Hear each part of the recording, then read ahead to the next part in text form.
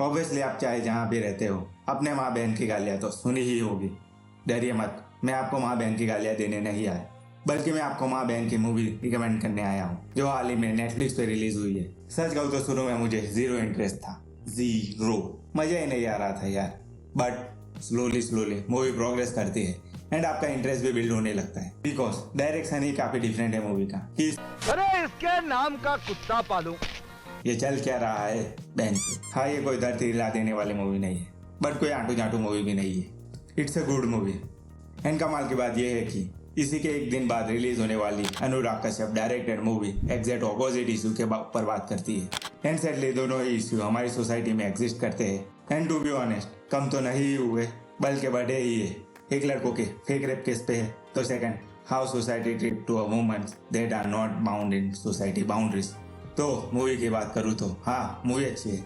And movie 3 character के through society कैसे free spirit female को ट्रीट करती है उस पर बात करती है। मूवी स्टार्ट एक मिस्ट्री से होती है, बट ये मिस्ट्री के बारे में नहीं है। मूवी जैसे ग्रेजुअली प्रोग्रेस करती है, हमें बताया जाता है कि जिन औरतों को मूवी नेगेटिव साइड्स में रखी हुई थी उसकी असल वजह क्या थी। मूवी सरकास्टिकली इन इश्यू से डील करती है एंड हमें ब्लैक कैट के थ्रू ये बताती है, जैसे black cat is just fucking black cat, उसके साथ कोई इश्यू नहीं है।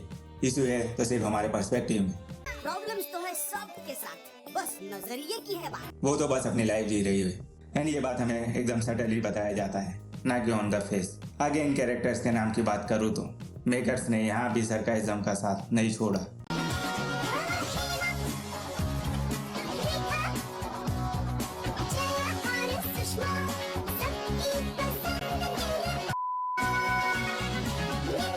हाँ, ये इस वाली एड को सरकाइज्म की तरह यूज करती है, इस एड के कैरेक्टर के नाम यूज करके। जैसे एड में लड़कियों की ताकत के बारे में बता के in the end it's just fucking washing powder ad. And हाँ, आपको थ्रू आउट लगेगा एक नाम मिसिंग है and in the end it will complete. मुझे मूवी का वर्ल्ड बिल्डिंग बहुत सही लगा एंड उससे भी ज्यादा मेन कास्ट की परफॉर्मेंस, स्पेशली तृप्ति इमली। मैंने उनकी ऐसी परफॉर्मेंस ड्रिवन मूवीज नहीं देखी except Laila Majnu, but I think ये उनकी उस परफॉर्मेंस से भी ज्यादा बेटर थी। वो भोजपुरी बोलने का ट्राई नहीं कर रही थी बल्कि बोल रही थी।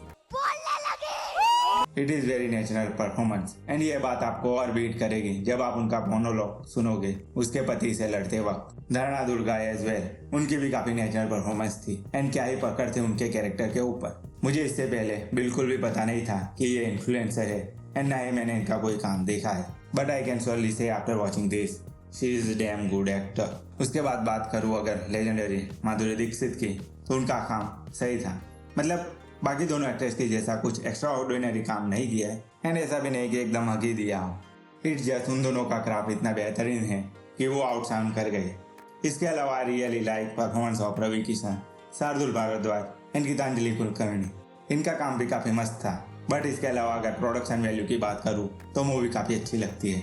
हियर एंड देयर आपको ईस्टर एग मिल जाएंगे एंड हिडन डिटेल्स भी अगर आप अच्छे से ढूंढो तो। As well movie spoon feed नहीं करती, मूवी के हर डिपार्टमेंट का काम अच्छा है, आप उस वर्ल्ड से कनेक्ट फील करते हो एंड वैसे ही इस वर्ल्ड की वर्ल्ड बिल्डिंग भी है।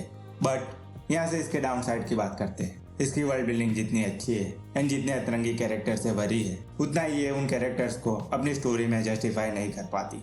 ऐसा लगता है कि वो बस एग्जिस्ट करने के लिए एग्जिस्ट करते हैं स्टोरी में, इसके अलावा कोई और काम नहीं था। वो फीलर्स ज्यादा लगते हैं, चाहे गोल्डी का कैरेक्टर हो या उसका मामा महेश्वरी या उसका भांजा जिसका नाम मुझे नहीं पता, या फिर जया के दुर्वा देवर। एवरीबॉडी, सबके सब जो स्टोरी में क्यों थे पता नहीं, वो अतरंगी तो थे बट फीलर्स ज्यादा महसूस होते। सच कहूँ तो इन कैरेक्टर को जया के ससुर जैसा ट्रीटमेंट मिलना चाहिए था। उस बंदे का ऑन स्क्रीन टाइम ऑलमोस्ट 0 है, उसके बाद भी वो मैटर करता है स्टोरी की वजह से। एंड क्योंकि ये तो उन कैरेक्टर्स के बिना ही हो जाता, ये कोई मेक और ब्रेक डील नहीं है, बट मूवी जस्टिफाई नहीं कर पाते उनके ग्रेट डार्क कॉमेडी वर्ल्ड को, जो अगर वो कर पाती तो शायद इस साल की बेस्ट मूवीज में से एक होती, जो अगेन इसके साथ रिलीज होने वाली बंदर बहुत बेहतरीन तरीके से करती है। सो क्या ये मूवी वर्थ इट है आपके टाइम के लिए? तो हाँ, मजा तो मूवी देती है एंड कुछ सीन्स में मूवी काफी ग्रेट मोमेंट्स भी देती है, जैसे जया का उसके पति को हड़काना। उस टाइम तक मूवी में इतने अच्छे से प्रेशर बिल्ड कर दिया होता है कि वो काफी सेटिस्फाइंग लगता है, जो जया का पति उसे नहीं कर पाता।